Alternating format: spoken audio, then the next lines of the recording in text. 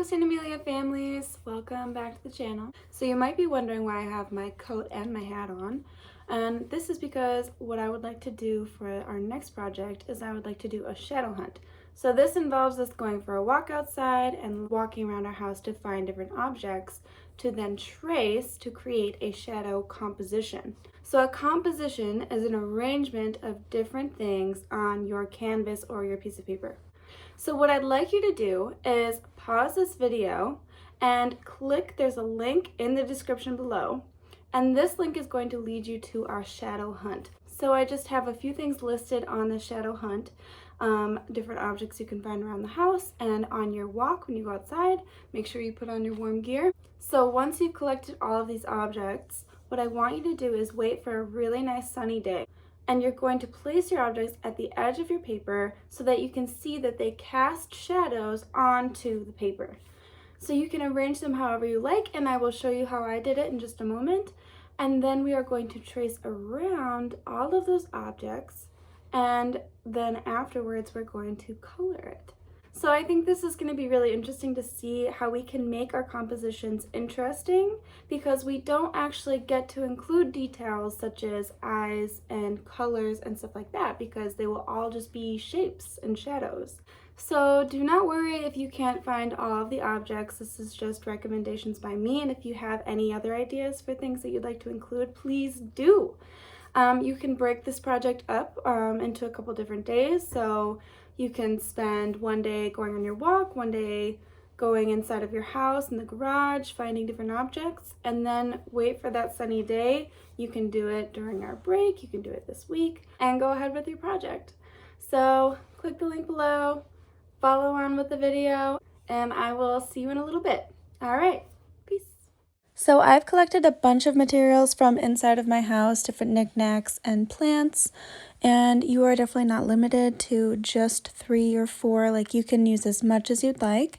And what I'm going to do is on the side that I can see where my shadows are casting onto my paper, that's where I'm going to start lining up all of my objects and my plants so that the shadows are then appearing onto my paper.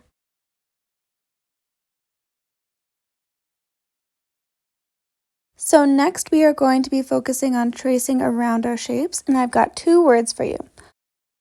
My first word is positive space. All of the shapes that you see created by the shadows from your objects, those are going to be a part of your positive space. That is the subject of your artwork.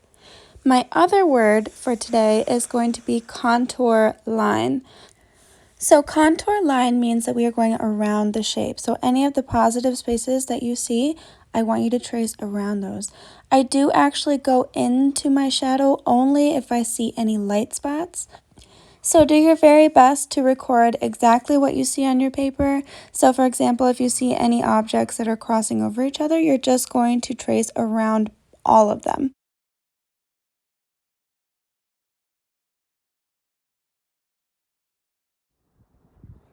So now for the final review. Once you take all of your objects away, you will be left with your amazing shadow contour drawing.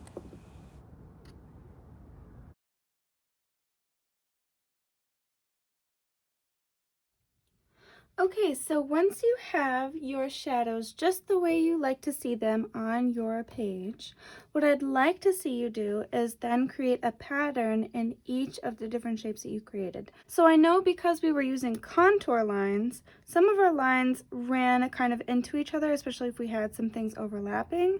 So what you can do is in each of those shapes, you can do different patterns. So here I might do one pattern, here I might do another.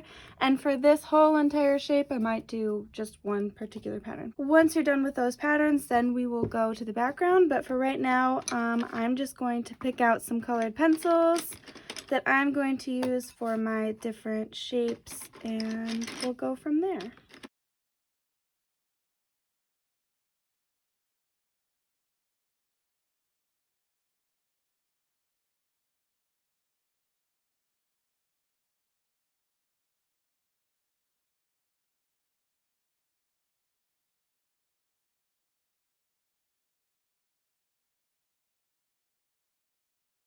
Now comes the background. So the one thing I would love for you to pay attention to is any of those shapes that we created inside of our contour lines. So that means where the light was shining through our objects. I would love for you to color those in according to your background. So just pay attention to that even when you're making your patterns, and then you'll be good to go.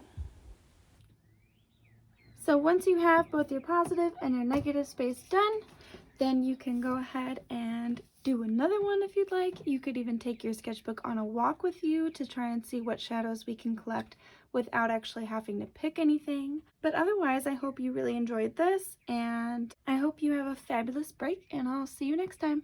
Bye!